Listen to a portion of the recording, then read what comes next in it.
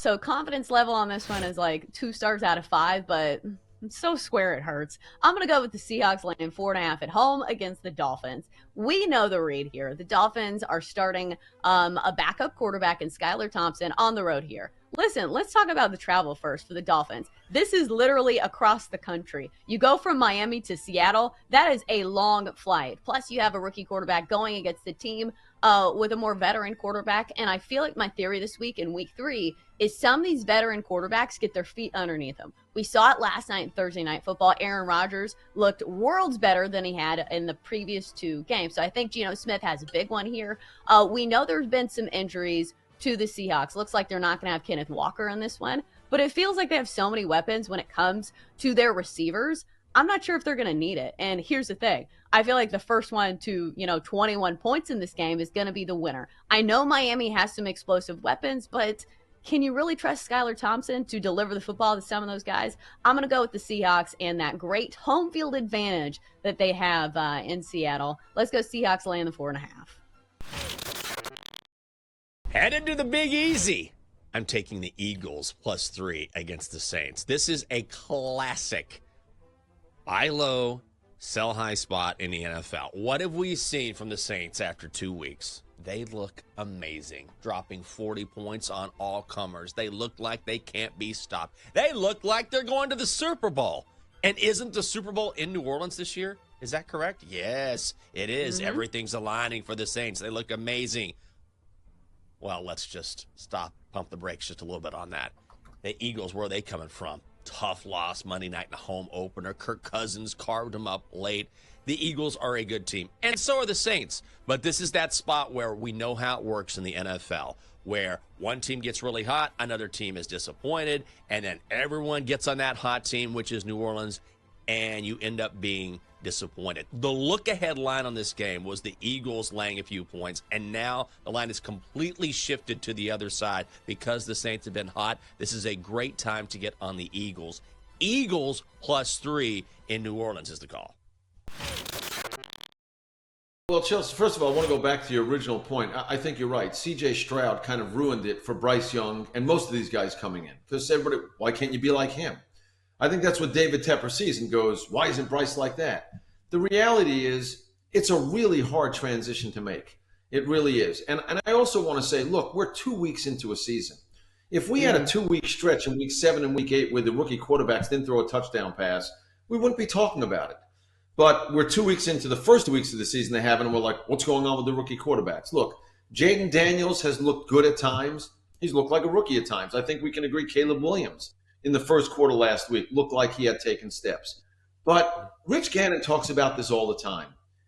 You're asking these guys to make a leap to a game that is challenging to begin with. We're seeing veteran quarterbacks struggle the first 2 weeks of the season. I mean, coming into this week, Gardner Minshew was the only quarterback that had thrown for 250 yards in each of the first 2 games. And add that to the fact that we now have very little time with these guys in the offseason. They don't play much in the preseason. This is an extension of the preseason. And we're wondering why it's a struggle getting out of the gate. I don't think we should be surprised at this at all. I think, in fairness, the fact that some of these guys haven't made mistakes yet is a testament to the fact they're at least coming along. But we're setting the bar too high if we want them to go out and throw 4 touchdowns in the first 2 weeks. That's not going to happen.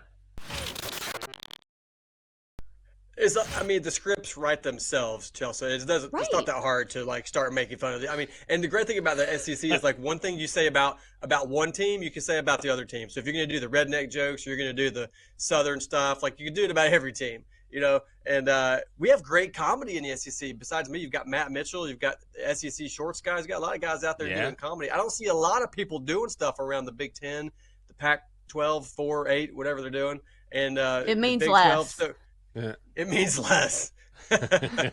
So, there's a market. Maybe somebody needs to step up and do some more Big Ten comedy. I try to do a little bit as I can, but SEC provides, the best football, number one, the craziest fans, the most intense games, and some of the craziest traditions as well. You got guys literally holding each other back, barking at other teams' fans. It's ridiculous. There's nothing like SEC football. This is a hate play for me. Tennessee, -7 at Oklahoma. Let's go, Vols. I've been to Oklahoma before. Did I like it? No, I did not. Here's a true story. My friend Donnie D, years ago, he called me. He went to Texas like I did. And he said, guess what I just did? And I was like, what? He goes, I was near the Oklahoma border, and I needed to go to the bathroom. But I skipped the gas station. You know what I did? I drove across the border. I pulled over. It was dark. I peed on Oklahoma, and I came back to Texas.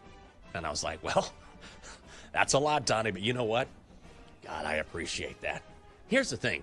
Oklahoma is not ready for Tennessee. I've watched Oklahoma. Of course, I never wish them to do well on the football field, but their offensive line right now is in shambles. It is not a good offensive line.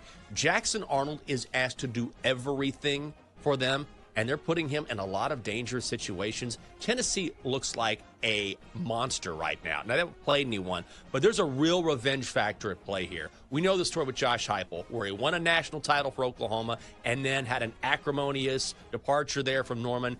And it is well known he wants to go in and he wants to shove it in Oklahoma's face and make a point and let everyone know that Tennessee is a force to be reckoned with their running game, with the fact that they have a high-powered offense and their stud quarterback, Nico Iamaleava. They do this in Norman on Saturday night. The Sooners go down. Tennessee -7 against Oklahoma. Do we think Michigan's offense can keep up with USC and Miller Moss in this high-flying offense?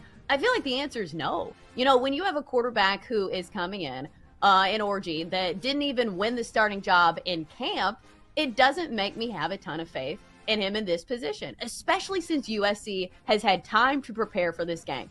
They're coming off a bye. They have had plenty of time to draw up some great plays for all of the talent that they have when it comes to the wide receiving core. And here's the thing about USC. We know usually the problem with them is their defense. Their defense has at least looked decent this year. I know they gave up a ton of yards to LSU, but at least they stopped them in the red zone, only allowed 20 points. So I feel like the athletes on LSU's side were much better than what we're going to see from the offense from Michigan. I know Michigan just won the national title. I know it's at the big house, but I feel like USC has the weapons and a decent enough defense, at least, to cover this number here. This line opened at 10. So I know money's been coming in on Michigan here, but at some point you got to take the value. If the line opens at 10 and you can get it at 5 now, I'm going to go with USC laying the 5 here if you want to watch it. One of the key games of the weekend. It is a 3:30 Eastern kick in Ann Arbor.